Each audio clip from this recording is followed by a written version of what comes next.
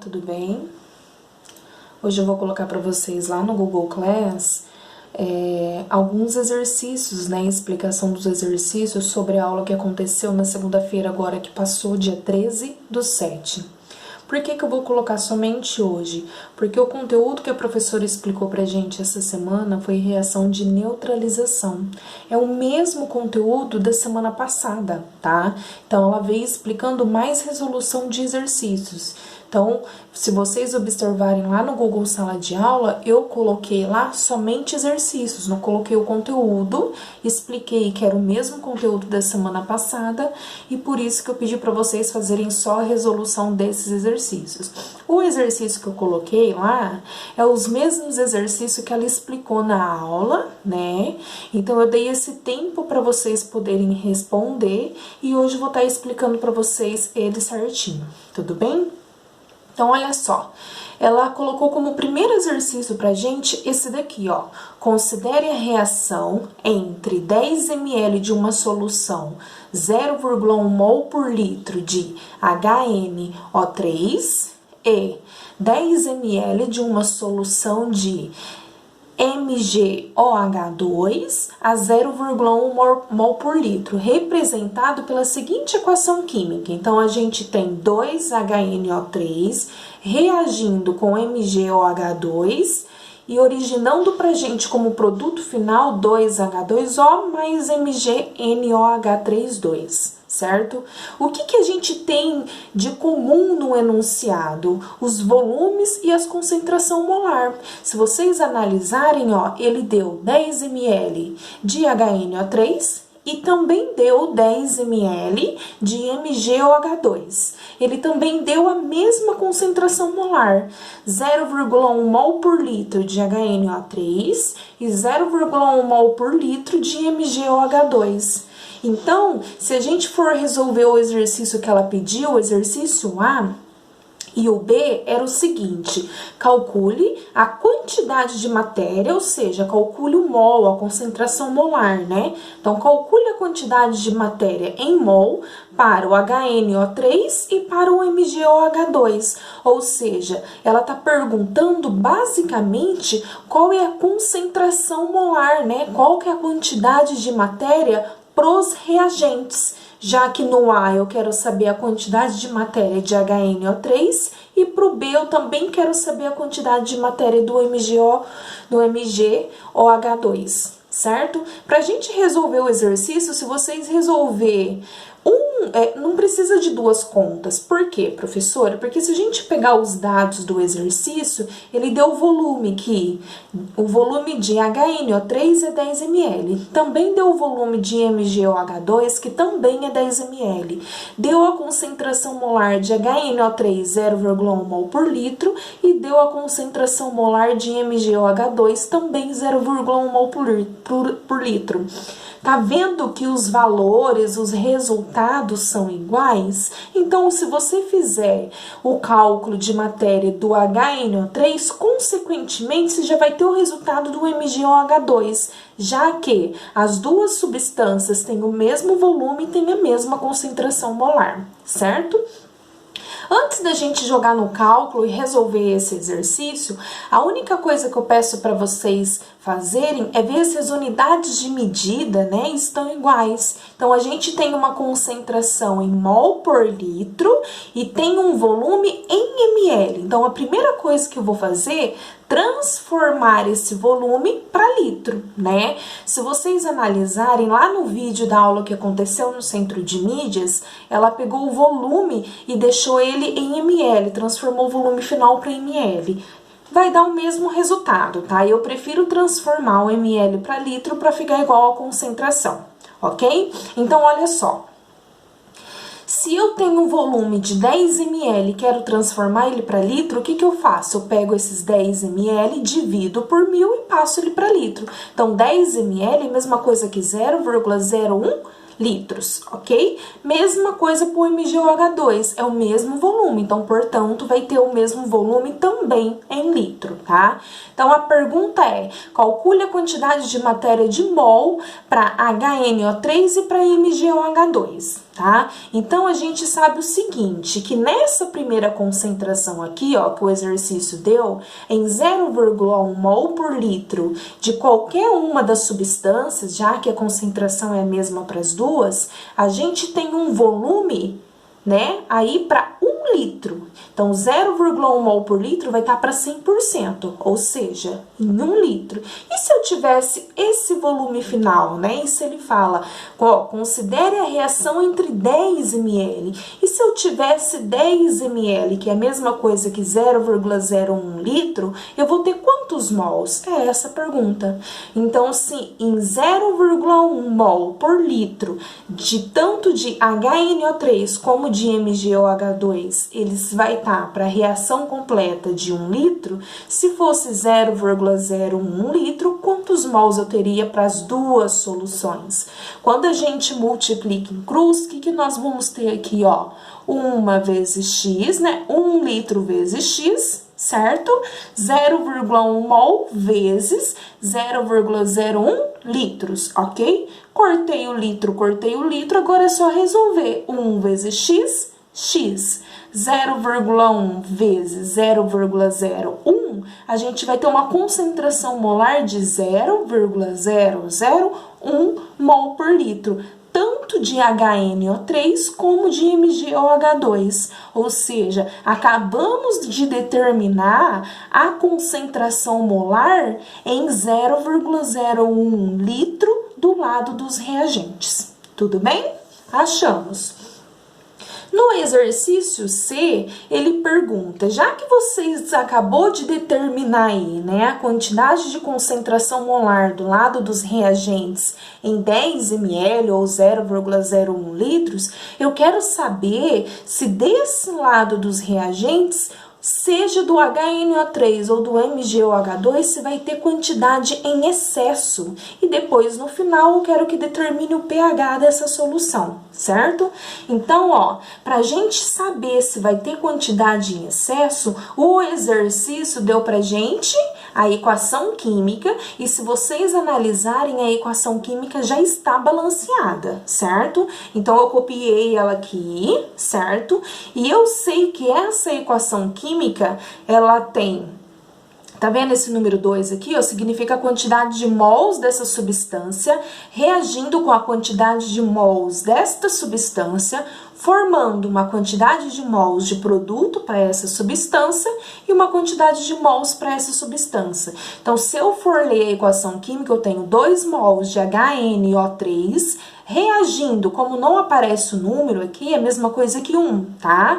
Então, 1 mol de MgOH2 formando 2 mols de molequinha de água, mais 1 mol de MgNO3, certo? Então, se a gente for analisar a reação química, eu quero se tem excesso do lado dos reagentes, aquilo que está antes da setinha. A minha equação química tá para quanto? Tá 2 mols de NO3 para 1 mol de OH2, certo? Então, tá para 2 para 1, foi o que eu coloquei aqui, ó. Eu tenho 2 mols de HNO3 reagindo com 1 mol, né, de MgOH2. Aí ele fala, e se a gente tivesse isso daqui, ó, e se fosse essa concentração molar que eu acabei de determinar?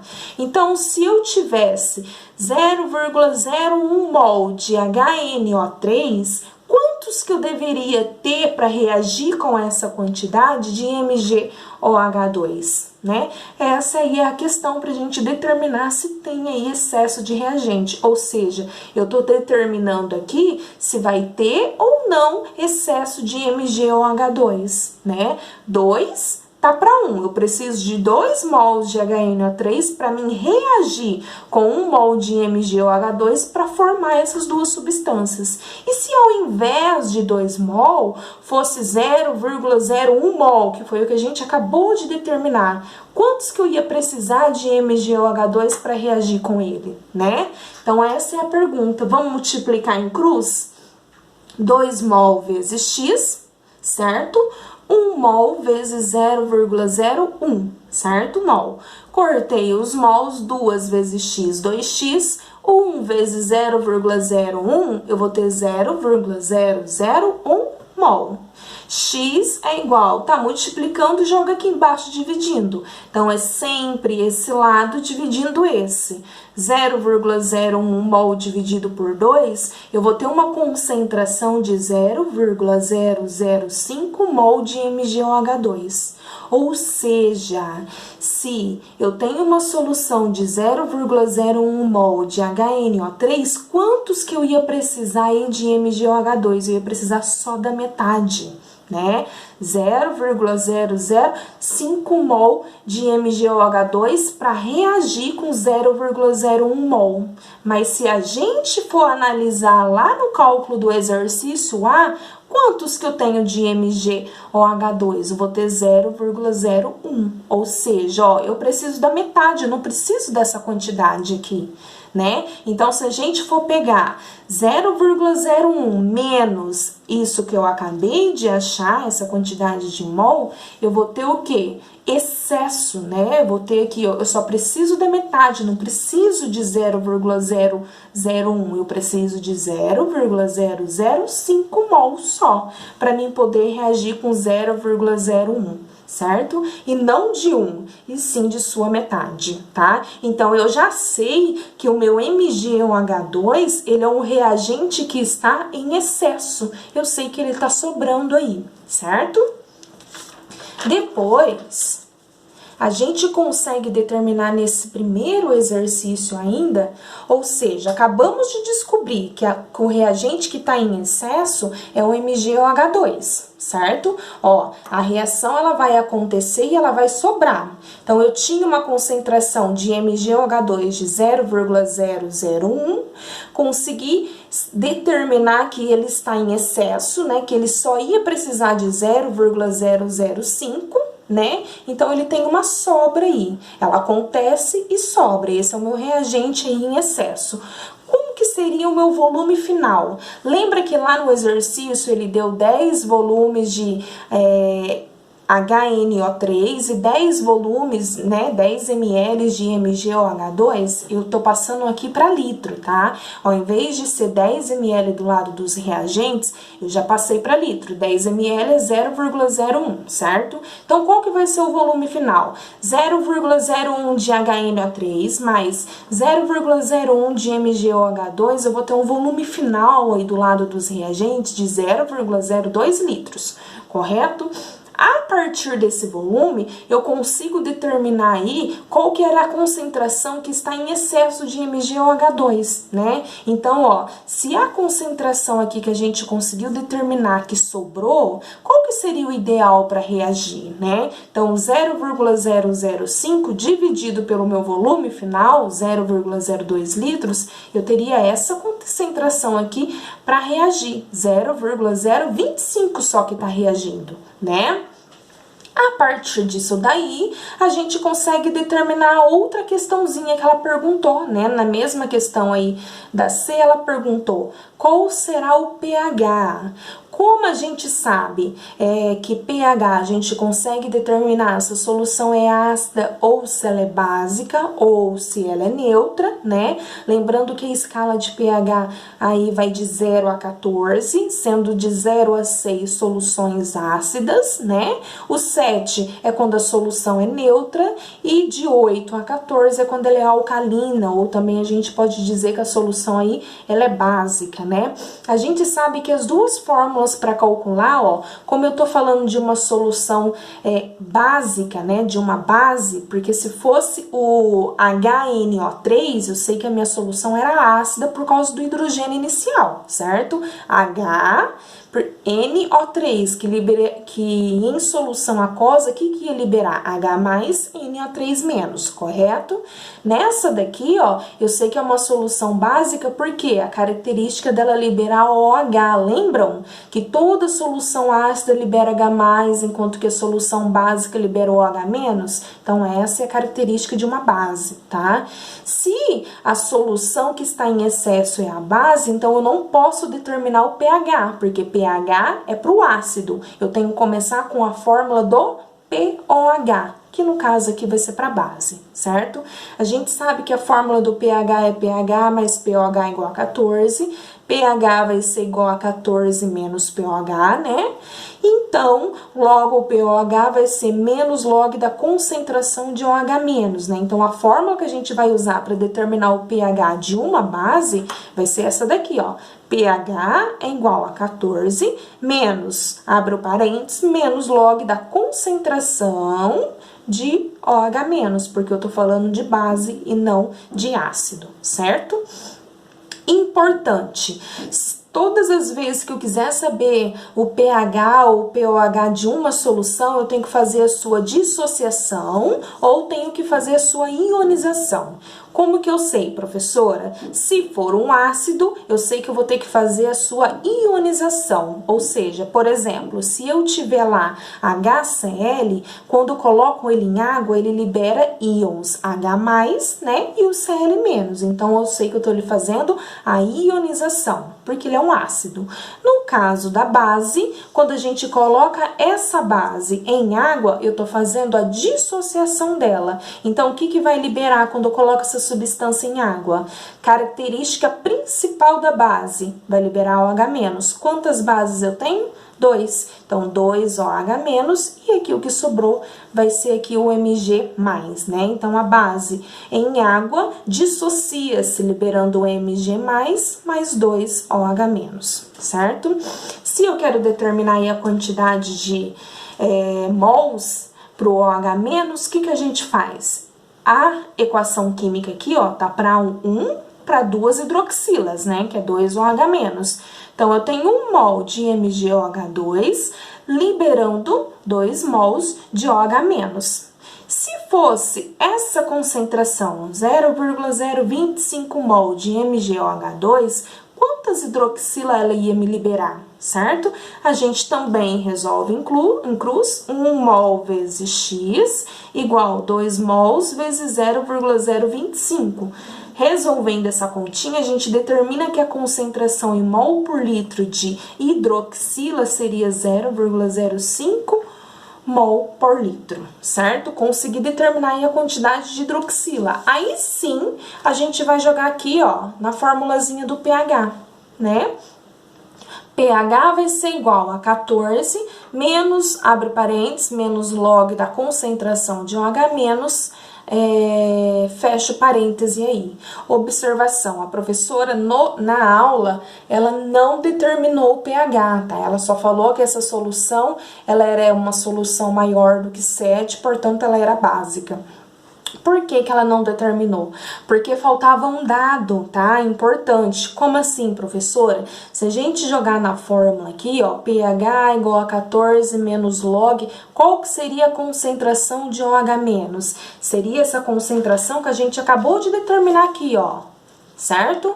Concentração de 0,05, certo? De OH-. Essa concentração é tabelada, então é esse valor tabelado que faltou lá no exercício, tá? O valor de 0,05 tabelado vale 1,3, sempre vai ser assim, tá? Sempre tem uma tabela aí de pH e pOH para algumas soluções, certo? Então, 14 menos 1,3, a gente vai ter um pH de 12,7. Realmente, o pH é maior do que 7, então essa solução aí vai ser básica, certo?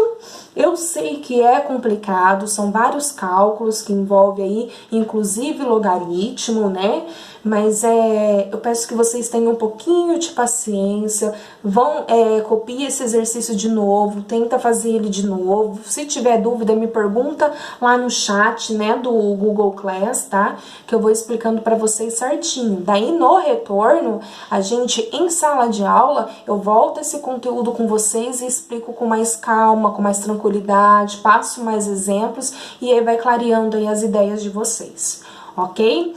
Também tem um exercício que ela colocou que tá assim, ó. Por que essas soluções têm pHs diferentes se suas concentrações são iguais? Então, ela deu duas soluções com uma concentração aí molar de 0,1 mol por litro. A concentração do HCl, o pH, na estequiometria dele dele vale 1.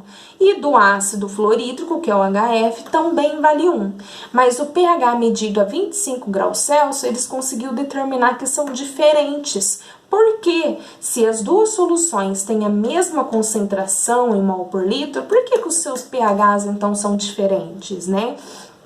Também faltou um dado lá no exercício dela, que aí deveria ter entrado mais a fundo e explicado que a gente consegue comparar os tipos de ácido, já que os dois são ácidos, então eu consigo comparar através dessa tabelinha aqui se o ácido é forte, se o ácido é moderado ou se o ácido aí vai ser fraco, tá? A gente consegue fazer essa comparação porque o meio ácido, ele é caracterizado por quê? Pela presença de íons H+ liberado na água, né? Então, eu coloco a solução ácida em meio aquoso e vejo a presença dos seus íons H+. Essa é a formação de íons. A facilidade com que esses ácidos ionizam-se, né, em água e em outros solventes é determinada aí por essa força. Então, se eles ionizam-se rapidamente, se eu já consigo colocar um ácido e rapidamente ele já ioniza, liberando quantidades de H+, então eu sei que ele, se for rápido, ele é um ácido forte. Se demorar um pouquinho para fazer essa ionização, eu já sei que esses ácidos aí são fracos, né? Para saber se o ácido é forte, fraco ou moderado, o que a gente faz? A gente precisa analisar a relação do número de moléculas que ionizou e o número total de moléculas que dissolveu. Então, a quantidade de íons que ionizou e a quantidade de moléculas que foi dissolvida. Existe aí uma fórmula matemática, que é alfa, né, que a gente representa por essa letrinha aqui, igual número de moléculas ionizadas dividido pelo número de moléculas dissolvida. Esse alfa, ele significa o grau de ionização do ácido, né? Então, por exemplo, se eu tenho HCl aqui e ele sofre a ionização quando ele é dissolvido em água, ele vai liberar o quê? Íons H+, né, e o Cl-, né, igualzinho essa equaçãozinha aí. Quando a quantidade de moléculas de HCl sofre ionização, vamos por exemplo, se eu tenho 100 moléculas de HCl, né, em meio aquoso, e eu constatar que mais de 50% delas sofreu ionização, então eu posso classificar esse ácido como? Aí a gente segue essa tabelinha. Opa, professora, então era necessário aí ter a quantidade de moléculas? Sim, era necessário ter a quantidade de moléculas que foi ionizada e o número de moléculas, né, a quantidade de moléculas que for dissolvida. Aí eu divido uma pela outra e consigo determinar se o ácido vai ser forte, moderado ou fraco, certo? Tabelado, e isso daqui já é tabelado, e a gente consegue determinar que entre ácido clorídrico e ácido fluorídrico, eu sei que o ácido clorídrico é mais forte que o ácido fluorídrico, tá? Então, ó, se o grau de ionização for maior ou igual a 50%, já sei que ele é forte. Se o grau de ionização for igual a 50%, ele é moderado. E se ele for menor ou igual a 5%, eu sei que esse ácido aí é um ácido fraco, tá? Então, a gente tem que seguir essa formulazinha, né? O número de moléculas ionizadas pelo número de moléculas dissolvidas. Mas a proposta, eu acredito, né, que do exercício era vocês fazerem uma pesquisa e conseguir determinar aí se o ácido era forte, quem que era mais forte um com o outro, né? Uma outra característica que a gente também pode observar é que ela deu as duas reações lá no exercício, certo? Eu sei que esse vai ser mais forte que esse, porque a quantidade de íons H+ e Cl- na equação química aqui do HCl, ó, é total. Tá vendo que a setinha só vai? Então, é completa, né? Eu tenho uma quantidade que... O HCl, né, a quantidade de H+ para reagir com Cl- foi completa, né? Um utilizou o outro por completa para formar isso daqui, certo? Por isso que é um ácido forte. quando eu tenho uma reação química, onde eu tenho essa setinha aqui, ó, onde a velocidade de ida, né, a velocidade direta é igual à velocidade inversa, quer dizer que a minha equação química, a minha ionização aqui no caso, não está sendo completa e sim parcial, né? Então, eu tenho uma quantidade de íons H+, que vai reagir aí com a quantidade de fluoreto menos, né? Mas não está sendo completa. Um vai ter em excesso ou o outro, no caso, vai precisar voltar. Essa é uma reação reversível, enquanto que essa é uma reação irreversível.